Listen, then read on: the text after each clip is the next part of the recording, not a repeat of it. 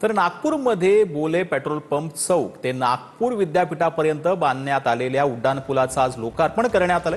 केंद्रीय मंत्री नितीन गडकरी आणि मुख्यमंत्री देवेंद्र फडणवीस यांच्या हस्ते या उड्डाणपुलाचं लोकार्पण झालेलं आहे। उड्डाणपुलाला ज्ञानयोगी डॉक्टर श्रीकांत जिचकर यांचं नाव देखील देण्यात आलेलं आहे। एखाद्या व्यक्तीला भविष्य पाहता येतं असं जे म्हणतो ते डॉक्टर श्रीकांत जिचकरांमध्ये आपण बघितलं।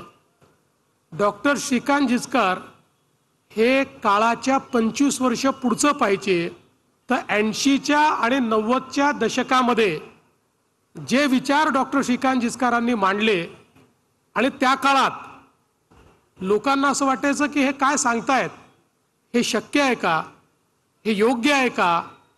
अनेक घटना अशा आहेत की ज्या कदाचित आता या ठिकाणी मी सांगू शकणार नाही, पण निश्चितपणे त्या घटनांचा प्रभाव हा माझ्याही जीवनावर दीर्घकालीन राहील अशा प्रकारचा प्रभाव त्यांच्या व्यक्तिमत्वाचा हा नेहमीच राहिला आहे।